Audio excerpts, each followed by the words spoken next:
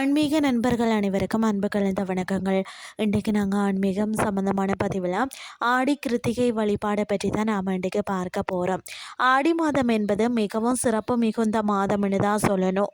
தெய்வ வழிபாட்டுக்குரிய மாதம் என்றும் எல்லாருக்குமே தெரிஞ்ச ஒன்று தான். ஆடி மாதத்தில் வரக்கூடிய ஞாயிற்றுக்கிழமை, செவ்வாய்க்கிழமை, வெள்ளிக்கிழமை, ஆடி 18 இது போன்ற நாட்கள் எந்த அளவிற்கு சிறப்பு வாய்ந்ததோ அந்த அளவிற்கு தான் ஆடி மாதத்தில் வரக்கூடிய கிருத்திகை நட்சத்திரமும் சிறப்பு வாய்ந்ததாகவே கருதப்படுகிறது. 8ஆம் மாதம் 6ஆம் தேதி வியாழக்கிழமை அன்று பார்த்தீங்கன்னு சொன்னால் கிருத்திகை நட்சத்திரம் வருகிறது. இந்த நாளில் முருகப்பெருமான வீட்டில் எளிமையான முறையில் வழிபாடு செய்யலாம். அந்த வழிபாட்டு முறையை பற்றி தான் நாம் இன்றைக்கு பார்க்க போகிறோம். முருகப்பெருமானை வளர்த்த கார்த்திகை பெண்களின் நினைவாக கிருத்திகை நட்சத்திரம் வரக்கூடிய நாளில் நாம் முருகப்பெருமான வழிபாடு செய்கிறோம். அப்படி வழிபாடு செய்கிறவங்க பரணி நட்சத்திர நாள்லேயே விரதம் இருக்க ஆரம்பித்து கிருத்திகை நட்சத்திரம் முழுவதும் விரதம் இருப்பார்கள். மாலை நேரத்தில் முருகப்பெருமானுக்கு சிறப்பு மிகுந்த அபிஷேகங்களை செய்து நெய்வேத்தியங்களை வச்சு அவருக்கு முன்பாக 6 அகல் விளக்கில் நெய் தீபம் ஏற்றி வச்சு முருகப்பெருமானின் கவசங்களையும் மந்திரங்களையும் கூறி வழிபாடு செய்யும் வழக்கம் என்பது பலருக்கும் இருக்கிறது. ஒரு சிலர் விரதம் இருக்காமல் வழிபாட்டை மட்டும் செய்வார்கள். ஒரு சிலர் ஆலயத்திற்கு சென்று முருக தரிசனத்தில் ஈடுபடுவார்கள்.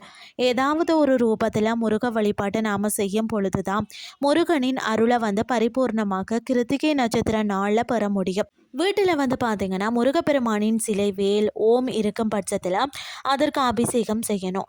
பல வகையான அபிஷேகங்களை செய்வதை விட ஒரே ஒரு அபிஷேகத்தை நாம் செய்தோம்னு சொன்னால் முருகப்பெருமானின் மனம் குளிர்ந்து நமக்கு வேண்டிய வரம் கிடைக்கும். அதுதான் பார்த்திங்கன்னா மோர் அபிஷேகம்.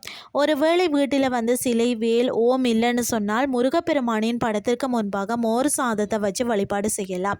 இதோடு ஏதாவது ஒரு இனிப்பு பொருளை நெய்வேத்தியமாக வைக்கலாம்.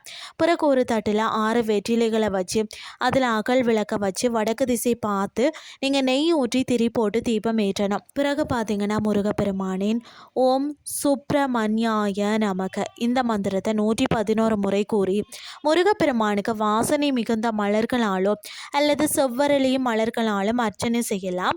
இப்படி வழிபாடு செய்து முடிச்சதுக்கு பிறகு கைப்புற தீப ஆராதனைகள் காட்டி வழிபாட்டை நிறைவு செய்து கொள்ளலாம்.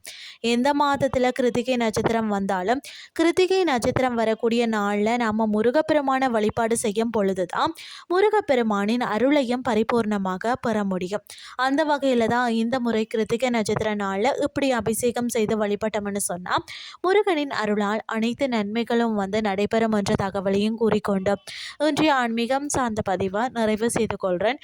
இதே மாதிரி மற்றொரு ஆன்மீகம் சார்ந்த பதிவோடு உங்களை சந்திக்கிறேன். நன்றி.